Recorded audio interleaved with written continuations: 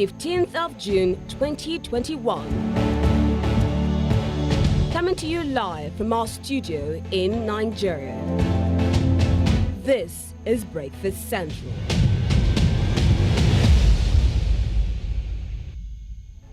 It's such a delight to be here to bring you the brightest and most colorful breakfast show on the continent. Welcome to Breakfast Central. I am Oluchi Enobong. And I'm Olisa Chukuma. Good morning to you, Africa. Welcome to Breakfast Central. We are still basking in the month of June. Early, you have to say, today, 15 Tuesday. Well, let's start the show with a look at the headlines. Well, President Buhari condemns IPOB.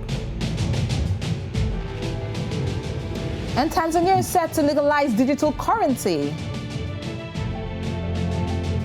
Also on the program, Bobby Wine supporters get bail in Uganda. And we'll be taking you with trends across Africa. We'll also look at the newspapers and a review of where we can find them.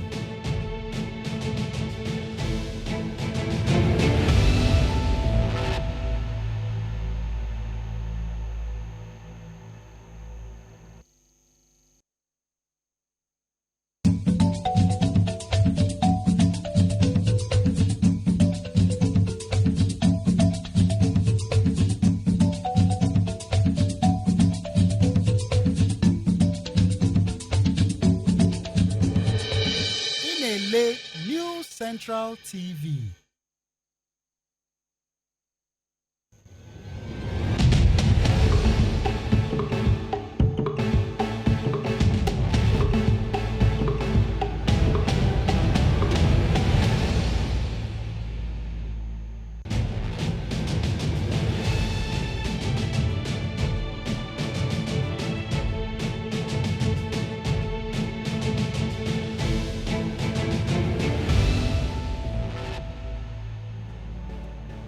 Well then, all right, you're watching Breakfast Central on a Tuesday. Let's start with our top story, and it takes us first in Uganda. All right, now in Uganda, the former Ugandan presidential candidate, that's Robert Kigulani's singing partner, that is Lee Bukeni, also known as Nubian Lee, his bodyguard Eddie Sebufu, and producer Daniel Brenny Oyewath, and 15 others have been released on bail. Well, for Robert Kigulani and his people now, they were released yesterday. That is according to General Court Marital chaired by Lieutenant General Andrew Guti after spending 6 months on remand following their arrest in December last year in Kalangala, where they had accompanied the Unity Party president candidate, that's Mr. Kigulani, aka, as we know him, Bobby Wine, on a campaign trail. Now, during the election campaign season and the months following the January polls, Uganda witnessed a wave of arrests and alleged kidnaps of what are believed to be hundreds of opposition supporters. All right, so there you have it. Let's move more top stories, this time on Breakfast Central.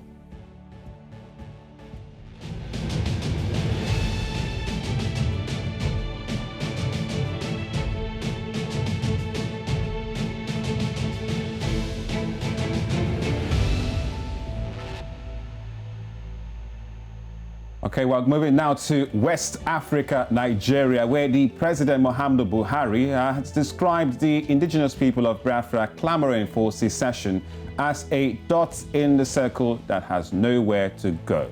Now, the president said this in an interview, adding that IPOB is just a dot in a circle. Now, even if they want to exit, they will have no access to anywhere. Now, the president noted that the way Igbos are spread all over the country, having businesses and properties, I don't think IPOB knows what you're talking about.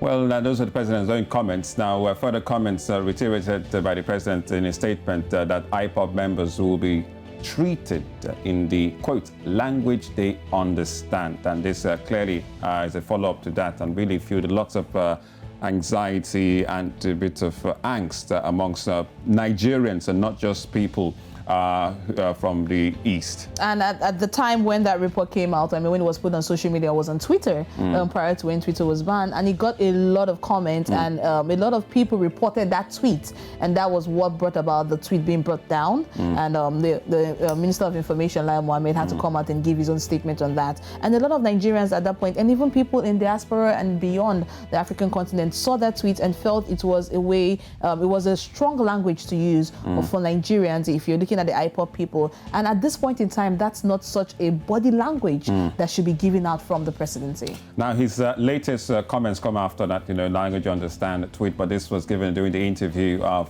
head of the Nigeria's Democracy Day, June 12th. So basically, some have looked at it as perhaps adding fuel to the fire, or perhaps a bit of sad point for those who come from the eastern part. We're now being described for IPOB as a dot in the circle. We know that IPOB have been prescribed as a terrorist group in Nigeria. So that already has been established on the federal level of violence, purported by some members, and also police moving into quell issues. We've also seen IPOB declare a state of sit at home just a couple of weeks ago in southern eastern Nigeria, which was somehow surprisingly enforced by... Quite effective. I mean, some people have come out to confess that, I mean, the sit at home, remember it was May 30th it happened, and there was a lot of sit at home in the southeastern part of Nigeria, and Nigerians in that region actually obeyed, not because it was brought in by the government, but because of fear of the unknown. They were not sure if there were going to be clashes, if there were going to be attacks,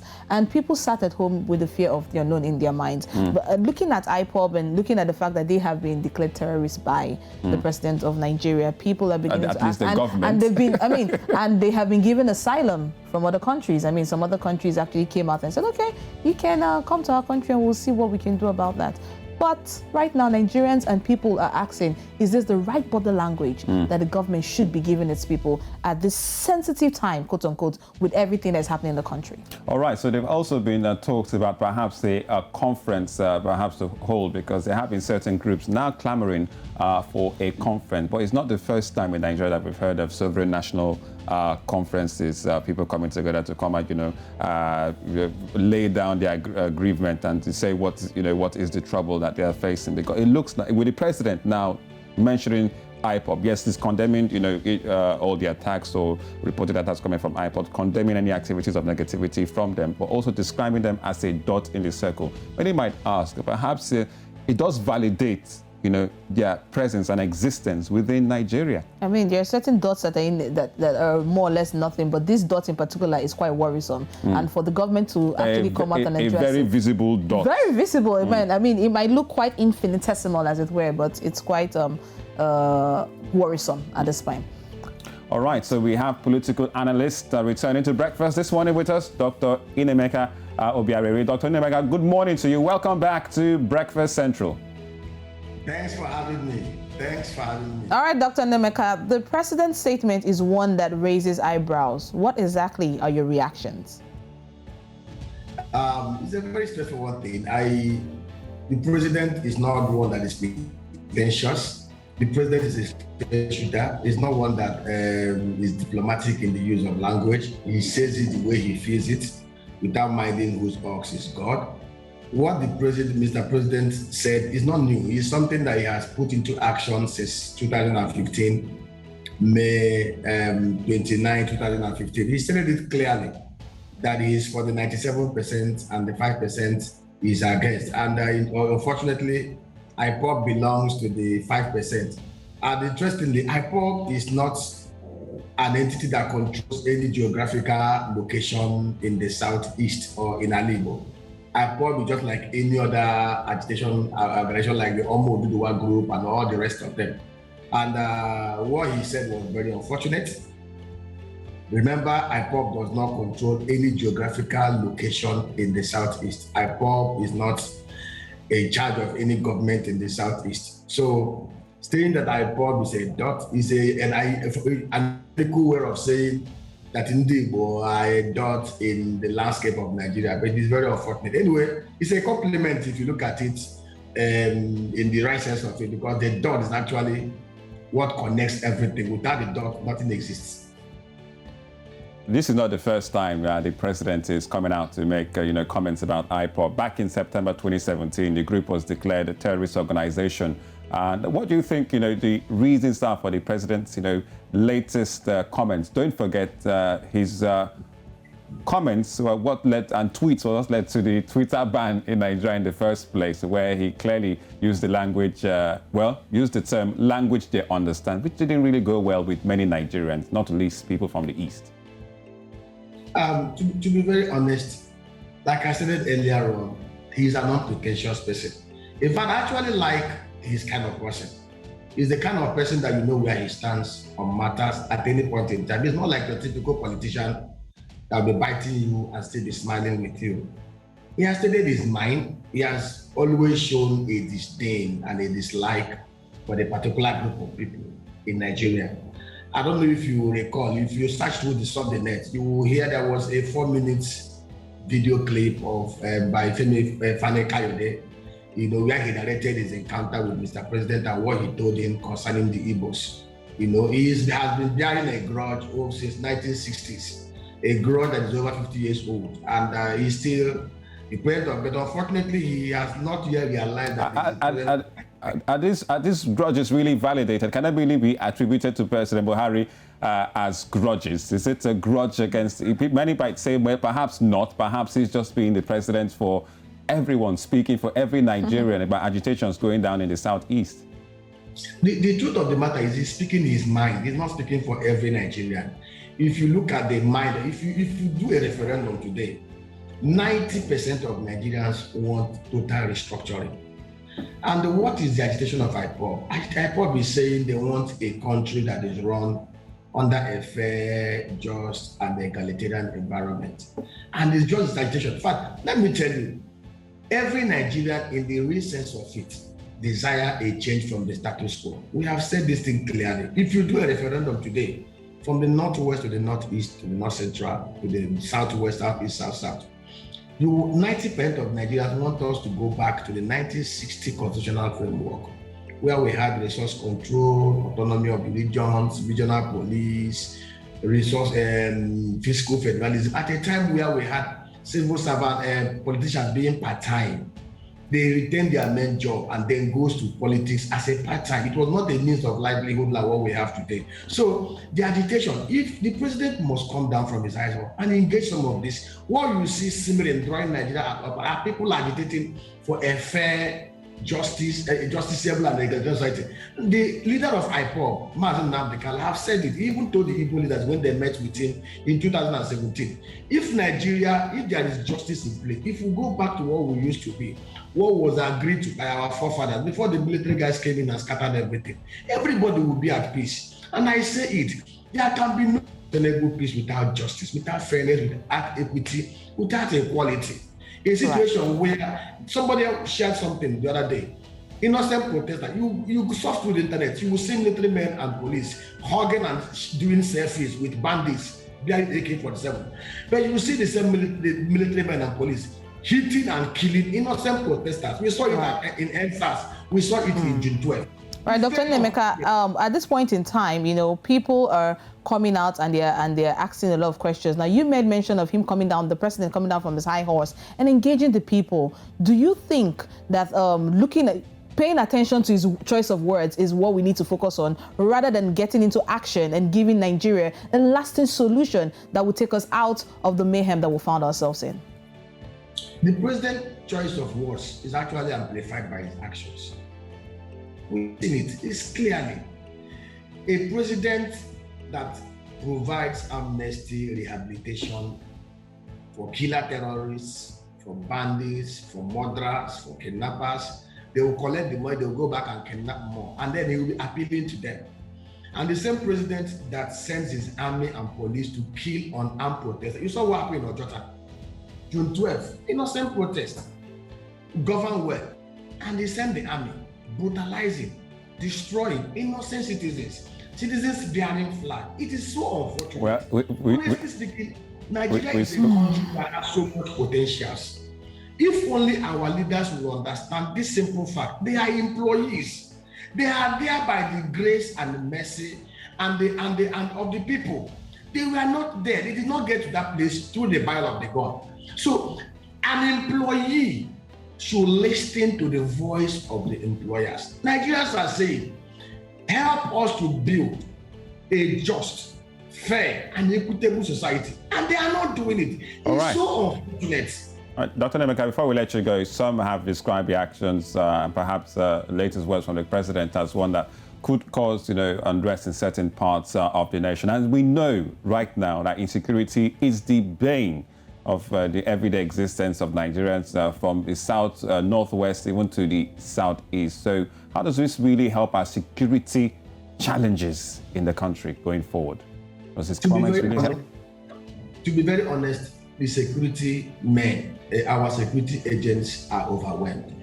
Remember the last time I was here in your studio, I said something about your program. I said something about us going back to the 1960 constitutional framework. Let me explain. In 1964, the old Eastern Nigerian Regional Police was so strong and more effective than the National Police that they were even deployed to go to Congo Brazzaville to go and help to maintain peace in that region.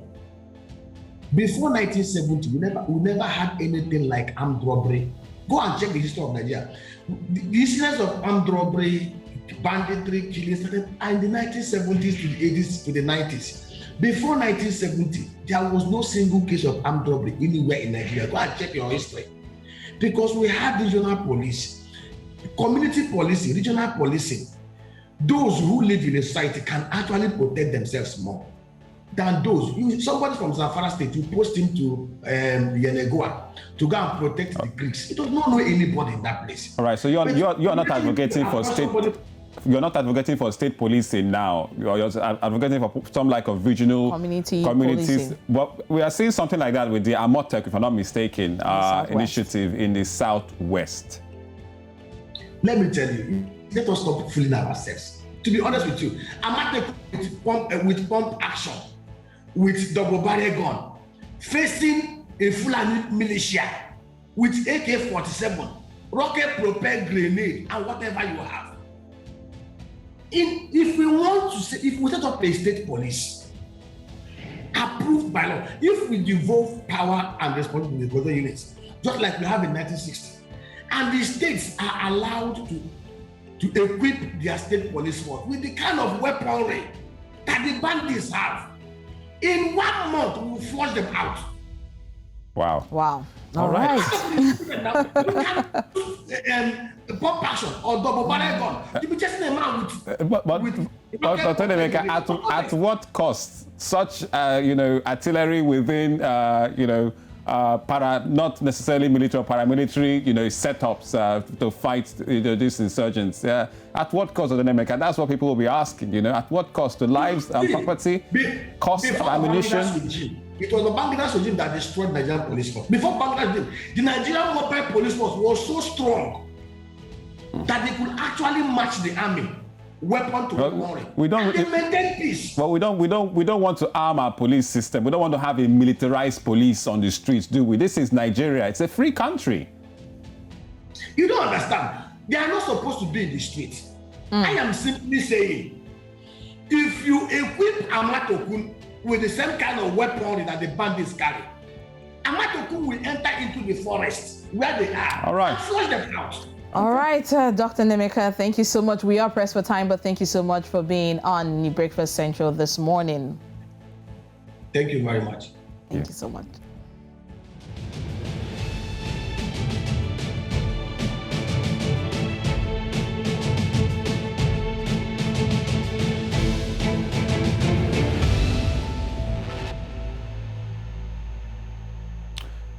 You are still watching Breakfast Central on News Central now. Dozens of African migrants are feared dead after a boat carrying them reportedly capsized off Yemen's coast. Now, fishermen in Yemen's Lar province told reporters that they had recovered 25 bodies in the water near Ras al-Hara. Now, provincial officials said a boat with between 120 and 200 people on board had overturned in the area 2 days ago.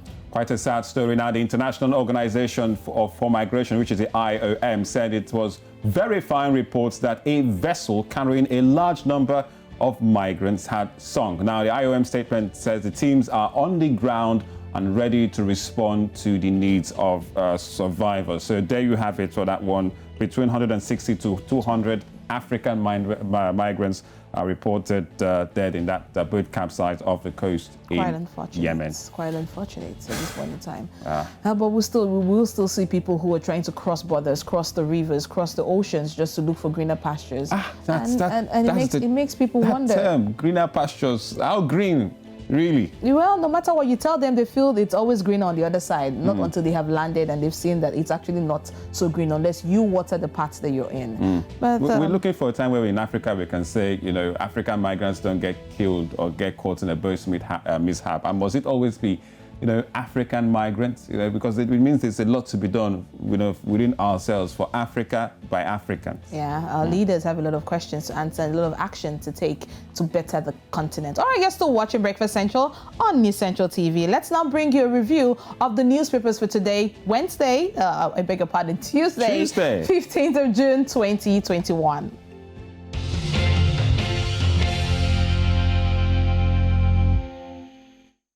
All right, so let's open up the papers, shall we? Today, Tuesday, 15th June 2021, we're starting with the New Vision in Uganda. That's in East Africa, to see what they have for us this morning. So there you have it. Good story at the top right. But before we get into that, let's look at the front page spread. It says, government sets tough travel conditions. Those seeking to travel must have negative COVID-19 test certificates. More now on page 3. And speaking about the new ladies in Parliament that were elected yesterday, Parliament approves Vice President, Prime Minister. So it says Prime Minister Robina Nabanja and Vice President Jessica Alupo after being vetted by members of Parliament yesterday. And they are really clearly the leading women in government in Uganda right now. Also at the top right there, check out that senior 5 chemistry, maths plus senior 1 biology. Okay, so all about education and teachers held in COVID-19 crackdown. Why? Find out more. And demand for oxygen goes up in Uganda. More on that on page 7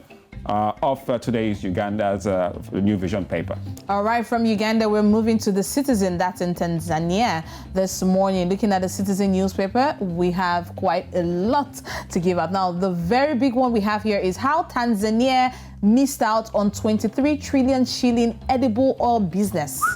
Wow, 23 trillion shilling edible oil business. You have all of that in page 2 of the Citizen newspaper this morning. Also on the right-hand side, it says from experts, it says why we are not ready for digital currencies. Are they not? Why not? But President Samia Suluhu Hassan talked about government looking into it. Okay, so perhaps some opposition there. All right, so you have to go through the papers for you to read more in the Citizen newspaper from Tanzania this morning. Also, the last one, Bunji Committee faults lopsided spending plans. That's what it says in the paper from the Citizen this morning. All right, let's go down south to the Newsday in Zimbabwe. That's the paper making its debut on the program Breakfast Central today. It talks about hospitals choke under new COVID-19 admissions. Now, health officials in Zimbabwe and police have scaled up surveillance to curb the further spread of COVID-19 infections following a spike in hospital admissions, while the isolation centers are said to be fast filling up. So there you have it on the front page. Also at the top, government clamps down on maize millie smugglers. More on that on page 3, but teased on the front page of Newsday in Zimbabwe. It calls itself the Southern Eye. All right, looking at West Africa and Nigeria, we have the Punch newspaper for you, the last paper we have for you today on Breakfast Central. Now, and the Punch, the very big one we have says, Buhari's regime borrows $2.02 billion from China. That's a lot. It says $719.61 million used to service Chinese loans since inception in 2015. PDP governors Lapun Buhari over huge debt profile, CBN's operations as well. You will find that on the front page of the Punch this morning. You will also find in the Punch would respond appropriately to Fulani attack on Delta. That's the Pandef and the MEND, that's media, also coming out to say that in the paper this morning. Outrage as federal government demolishes 12 Lagos churches on already built areas. Yes, you will see that also in the Punch this morning. And also the very last one, the upper part of the Punch newspaper, 12 states battle IDP crisis, community and farms deserted. All this in the Punch paper this morning for you to read. All right. So, as they say, borrowing Chinese money, something about Chinese money and African governments. I don't want to use the term Chinese money is sweet, but it's the payback and perhaps gets to go. All right. Still Breakfast Central on News Central. More to come on the program.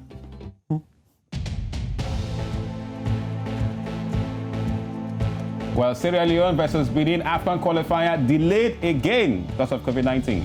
We'll be taking you to trends across Africa. Plus, programs to watch later on News Central.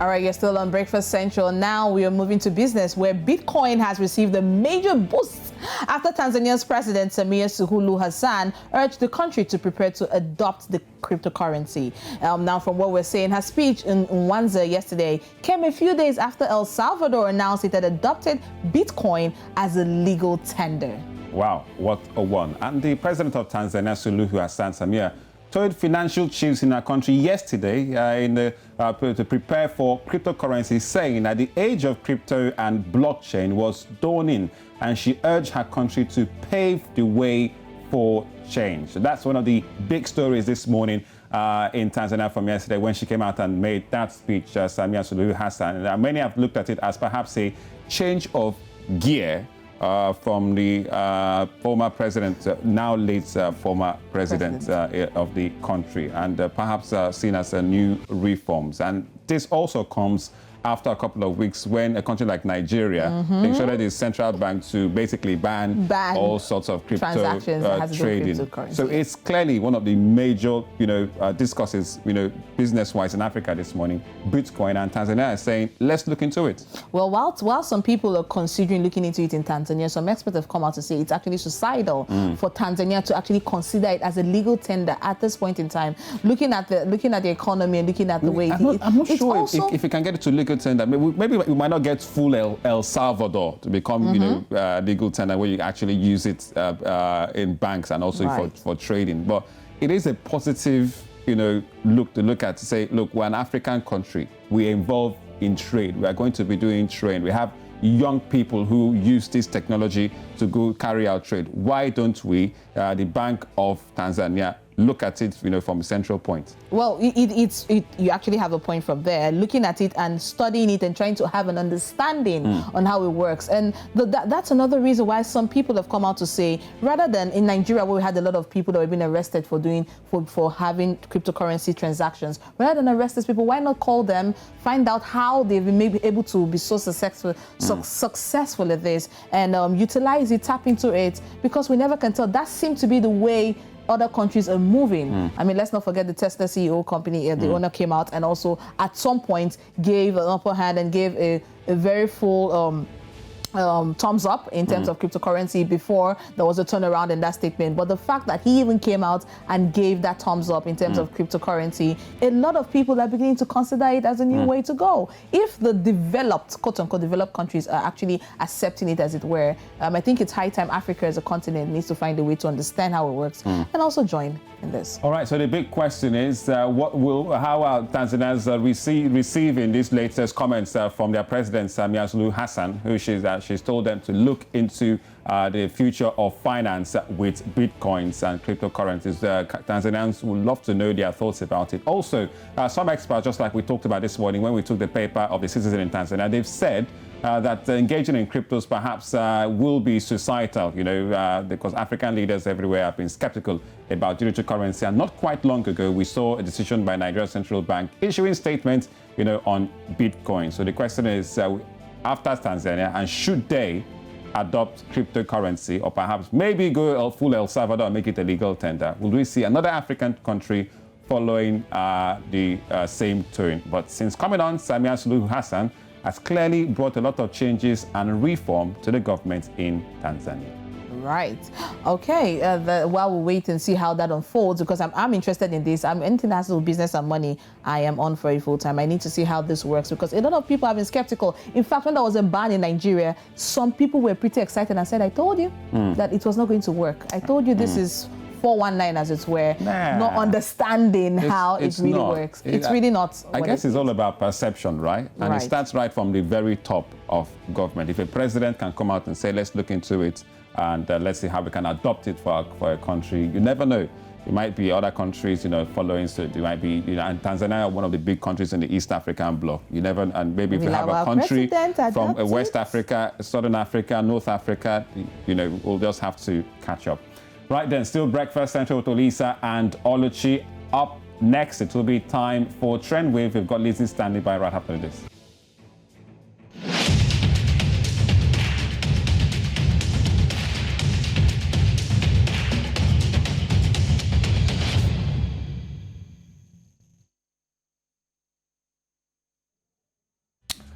Right, so still Breakfast Central on News Central. Don't forget, you can catch us on our social media handles at News Central TV. We're on Instagram. We're still on Instagram. We're on Facebook and also on YouTube. Well, for Twitter in Nigeria, well, we'll catch you that on another day. Well, trends happen every day on social media space, though Twitter will not temporarily suspended in Nigeria. And even I myself can't even access mine. But let's go to perhaps Lizzie Musa, who's our lady when it comes to trends around Africa. Well, Lizzie, no Twitter, but you got to do your job, don't you? Yeah. Definitely, I have to. Good morning, Olisa, Oluchi. How are you this morning? Very well, Liz. Very well. Give us trends from Instagram or perhaps Facebook. or the digital media. We'll bring the trends to you. So last week, I told you guys that the Ghana, the top place was Fix the Government hashtag, which was trending across Ghana. Nothing has really changed as at now, because, people are still crying for change. They have taken their protest outside the continent, as Ghanaians, even in the diaspora, have joined in the protest. In places like Spain, they are agitating for change. This time around, the theme is We Go Demonstrate. The people wanted to protest actually across the country, but the government tried to stop them with a court injunction. But the civil societies have gone to challenge the court injunction. There was a hearing yesterday, but it has been, fixed for a final verdict by next week. So this has certainly gained loads of traction on the internet, where, the hashtag is Fix the Government, We Go Demonstrate. So they are taking the demonstrations, like I told you last week, they've taken the demonstrations away from social media to the street. So that's what's happening in Ghana at the moment. Not particularly the streets of Ghana. We Go Demonstrate, which is pidgin, right? Definitely. Yeah, okay. And this is happening in other countries. I know it's happening in Spain.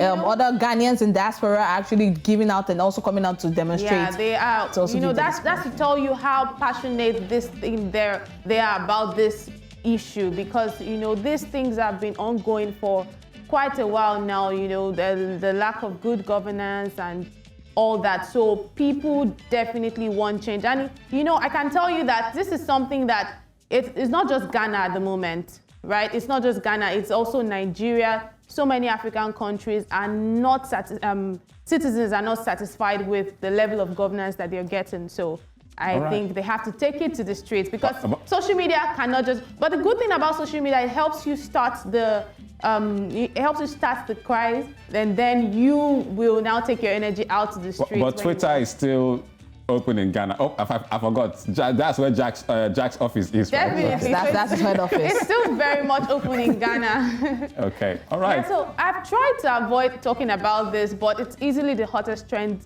in Nigerian social media. Across many platforms, from Instagram to WhatsApp to Twitter, Facebook, you name it, everyone is talking about it. It all started when the popular Nigerian gospel artist Tope Alabi made some remarks about a fellow gospel artist. I've tried to not talk about this, but it's the biggest conversation right now. She made a remark concerning a fellow gospel artist, Yinka Alasheyori, yes, that's the pronunciation, of a song titled Onuduromi, in a video which surfaced on the internet on Saturday evening, the 12th of June the singer Tope Alabi, who is also a pastor, was preaching to a congregation when she made the statement. She explained that she loves the singer's song, which is Yinka Alasheri, but she was cautioned by the Holy Spirit against it. In our words, God is more than a guarantor. So let me give you more context to this.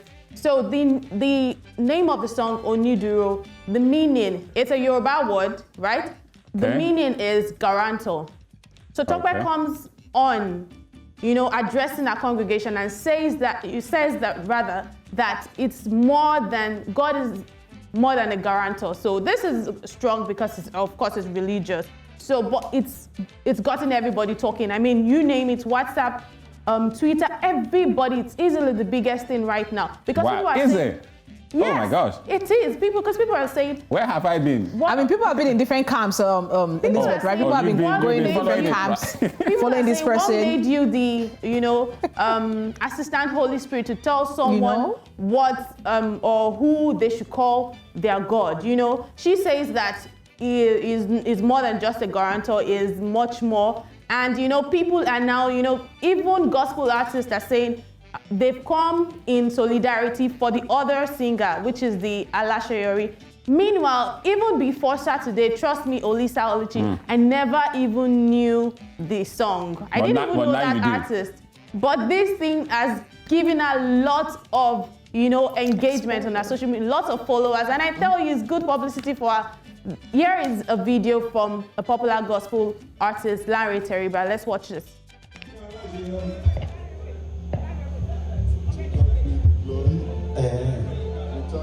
Yínká Aláṣeyọrí ó mọ̀ pé kí ayé tiẹ̀ lè dájú bó ṣe wà lọ làwọn ọmọ ṣe ṣiṣẹ́. Ẹ gbàdúrà ẹni tó máa ṣì sọ kókò òbí lè sọ Olúwa jẹ́ kó ṣì sọ. Ẹ àpariwo láwọn òkè. Onídúró ní ẹ̀ṣẹ̀ wò. Ṣèbọn ọ̀kan ló pọn náà lórí owó kẹ̀mbẹ̀rẹ̀ ní ìjà. Sọ́nà àwọn kẹ̀mbẹ̀rẹ̀ àbí wọn mọ tẹ́lẹ̀ tó rọ́ kẹ̀mbẹ̀ fọlọ́. Kàti catastrophe. Wọ́n ní akọrin ẹ̀rọ. Thank you, sir. It's all over. So there you have it. If you don't understand Yoruba, let me now explain to you what that artist was saying. He said that sometimes some people, there's a translation I have for that, so let's just have that on the screen. He says that we should pray that someone will misyan so that our glory will shine. He also said that the artist, which is Tope Alabi, has once said in a song that God puts on kembe. And kembe is like a local baggy. So she says that, God wears local kembe. At what point was it ever said that, God, there's just so much about this thing right now. And I'm just, my thoughts about this. You can clearly see where many of these artists' solidarity stands. And I'm wondering, is it really from a fair point, or it's, they've been waiting for this opportunity. How social media is, people just wait for opportunity. They've been trying to get at you and they just look for an opportunity. So there's for them backlash against Tope Alabi right now. Exactly. So much backlash. You need to go to our comment section right now. You need to go to she hasn't come out to make any remark or say anything about it. But we're just watching to see how this goes. And Yinka herself hasn't come out to make any remark or give any statement. But she's been put in a very, very uncomfortable position. As you can see, if you have seen that video, she was in that video where that Larry Teriba was saying that thing. And honestly, she was shocked because it's like, even if you don't want to fight, you're trying to put me out there now because people can clearly see that, it's like you're a part. So she's because clearly Tope Alabi is someone that is top when it comes to, she's above most of them right at the moment. So she seemed very shocked. You can see her in that video. All right, Elizabeth, but at the end of the day, all I can say is somebody is making so much money. Do you know how many downloads she's gotten? Loads of downloads, loads of followership. So it's a win for Yinka at the moment. All right, so the comments from Tope Alabi has turned into numerous downloads for the song itself, All right, so which you want to see some of the comments? Let's take some of the comments on this situation. Okay, so that's one from Pablo Hoggs. Are you people still on this Tope Alabi issue? I really don't see anything bad in that song. Maybe she's just trying to correct some things which people misunderstood at points for. Normal. She said, suppose let things go. Tokwe Alabi did wrong, but it's like all of them were waiting for her to mess up. They couldn't even hide their shame. So that says Yoruba Hood or whatever they call themselves, using the Tokwe Alabi saga to revive their dead career as well. That's what he has to say. This one is talking about that video. It says, see Larry Teriba and the other so-called gospel artists throwing direct jabs at Tokwe Alabi. This is a proof that no matter how loved or perfect you think you are, some people are just patiently waiting and praying for you to mess up so that they can flex on you. Apologies and to the explicit word that there. is the truth. Colorful language in use. Wow. All right, so, but it's a gospel situation in question, so I wonder how all this vitriol with gospel. Anyway, I'll let that rest. Thank you very much. What is happening at the moment? You're welcome. See you guys. Thank you very much, please. All right, you're still watching Breakfast Central on News Central. It's a Tuesday, but still to come. Sierra Leone versus Benin game delayed again. We'll tell you why.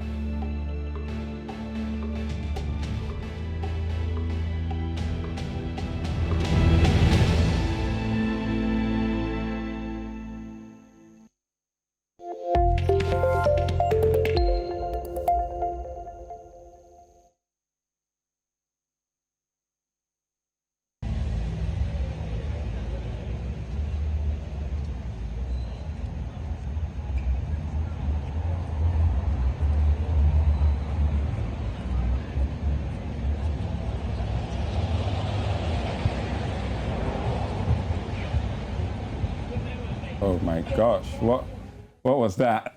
What was going on there? I'm seeing that and I'm asking what was really going on. Harassment on another level. Was that harassment? I'm watching it, I'm looking at it, I'm like, okay. So Lisa, if you were there, if you were the man who got up, would you have sat there and watched someone else whine like that in a compromised manner right in front of your face? What was that? It was like somewhere in London, I'm sure. And he kept on whining the waist and there was no music. There was no music going on. Okay, so this harassment comes in all forms, quite hilarious, and this is one that really got people talking. Hilarious as we look at that one. Well, I don't think that should be done on the street anywhere. Don't do that in anywhere in Lagos. I'm trying to understand how I would even react to that. I'm just seated and someone comes in front of me and is... Are you seeing this? All right. So actually, the man in question with the glasses is a popular man on Instagram. So he does this quite a lot. So more like funny videos and memes. So he's a prankster who goes about the streets and winds his waist in front of people. So I don't think anyone should be trying this in Olisa, I asked you a question. If you were seated and this man comes and whines in this compromised situation, will you sit and smile and shine your 32? My 32 will shine. I'll laugh I'll take the Mickey out of it first of all. But when you try to follow me, then it becomes a problem. So there you have it. What was that? All right. Don't try that out anywhere in Lagos. Still Breakfast Central, time for sports.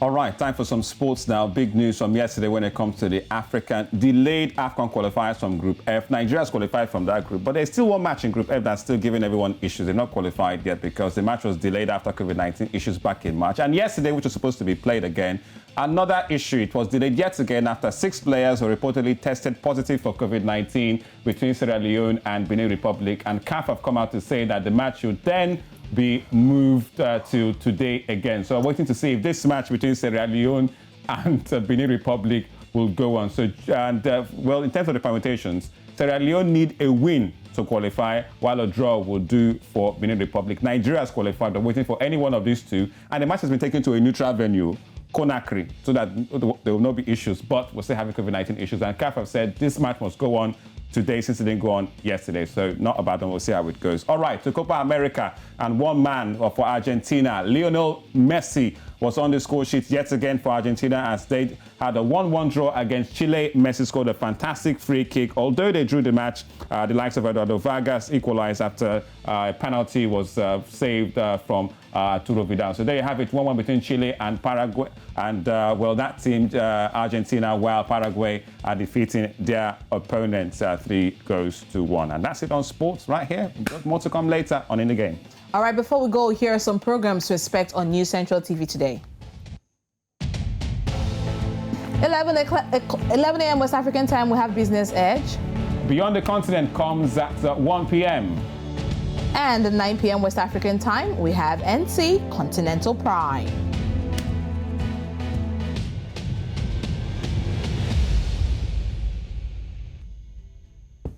All right, so that's it for Tuesday's Breakfast Central on News Central. We'll see you again tomorrow. On behalf of the production crew, Olisa and myself, we are wishing you a lovely day. Bye-bye. Adama. It was a black Saturday in Uganda area of Oyo State, southwest Nigeria, as scores of people were killed and property worth millions raised. Who actually carried out this dastardly act? Something 5 minutes to 11.